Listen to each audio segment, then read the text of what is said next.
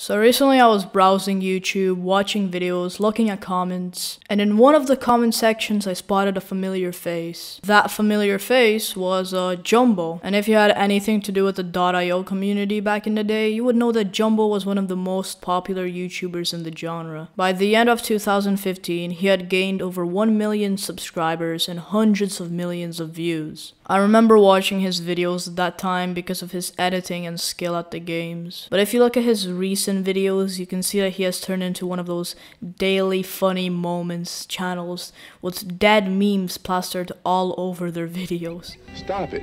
Get some help. I have an idea. Let's do this. Surprise. Hey, what happened?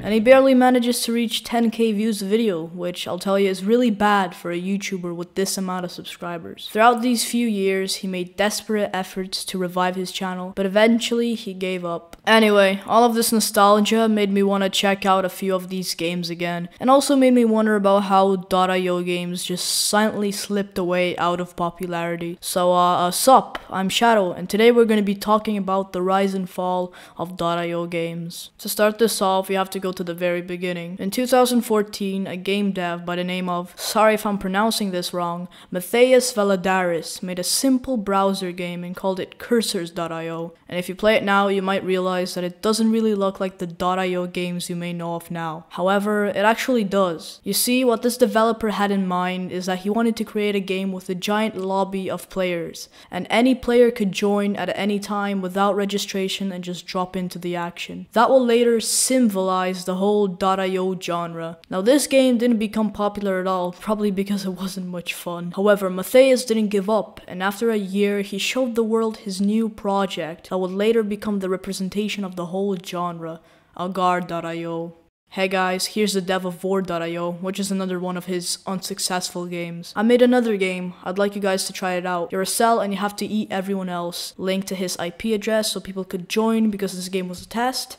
Enjoy. This game got insanely popular at intense speeds, despite being simple. And sometimes this simplicity in games is what gets them popular. A recent example of this is Among Us, a simple game with a simple gameplay scheme that accidentally got popular after 2 years of being unnoticed. I think one of the prime reasons that Agar.io got popular was that you could just type Agar.io into your browser at any place and just press the play button to access the game. But of course we have to discuss the gameplay, which also was the prime reason for the popularity of this game. You spawn into a giant room of players, you go around eating little cells, and then you move on to eating actual players. You have 3 functions: movement, Z to give a bit of mass, and space to split your cell into 2, 4, 6, 8, etc. The prime goal of this game is to be number 1 on the leaderboard, to become the biggest cell of them all. That's it, that's literally it. So after a while of the popularity of this game, when the developer was swimming in money and all the YouTubers were playing the game, clones came out. And you know they always do. Whether it's a game with a lot of inspiration from the game they're trying to copy, or just a mobile trashy knockoff game.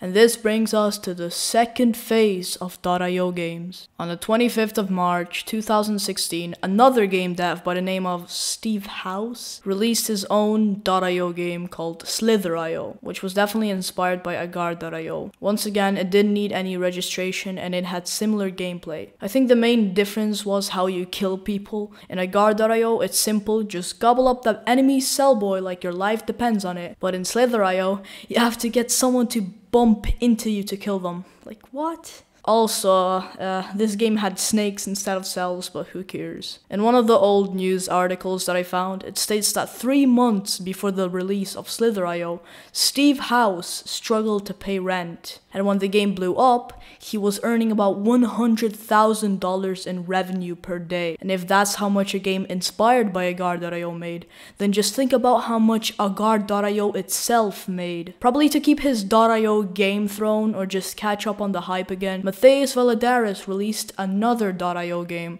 just barely a month after Slither.io. On the 16th of April 2016. This game had most of the features that the other IO games had, but instead of eating people or making people crash into you, you had to shoot them. He also added features like level up and stuff like that, but I'm not gonna go into too much detail about it. The game was somewhat successful, but at that time it wasn't something entirely special. And that was the end of Matthias Valladares' .io career. He took all of his money and went to do other things. After the dust was settled, these big games remained in the corner and got their share of monthly players, making space for the new generation knockoff games. And it seems like every successful series has its giant share of knockoffs. I guess people saw how much money they could make if they made their own weird, simple .io game. So that's exactly what they did. PUBG.io.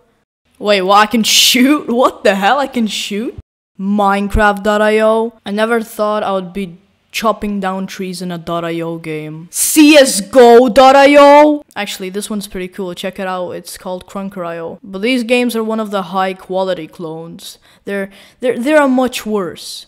So in this game called Hole.io, if you turn off your internet while playing, the game doesn't even stop. And that's because this game is full of bots. Yeah, it's all a scam. Well, you thought you were good when you killed TimmyGamer094. Timmy didn't even exist. He was just a program. It's a simple trick, really. So why is this so convenient for the creators? Well, first of all the .io games make money from ads, like a lot of other games. So all they have to do is just focus on getting the player interested in something while they got their money from the occasional ads. I just want to mention that not all of these games are scummy, just the lowest of the low. So if you enjoy playing these games, either way, keep on playing them. I won't stop you. This is not a hate video, this is just a history video. And of course, everything eventually dies down. The hype stops, the players go away to play Fortnite Battle Royale, and the poor developers are stuck there with their giant bags of money. So now it's time for the closing ceremony of this video, the final chapter, the state of .io games in 2021.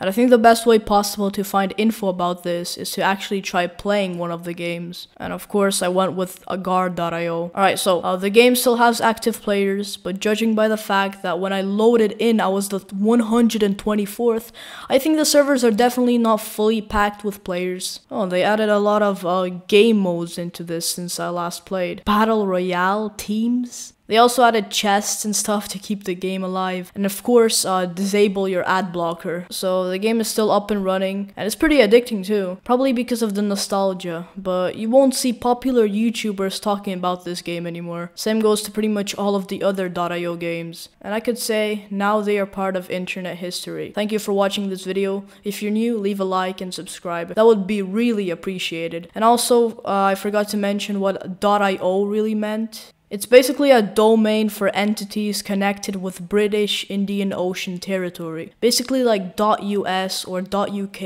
that a lot of different sites use. And either Matthias Valladares was from there, or he just, I don't know, he just wanted to use this domain for his browser games. Well, yeah, that's what he ended up using, so now we have this. But yeah, that's it. Thank you guys for watching once again. I'll see you later.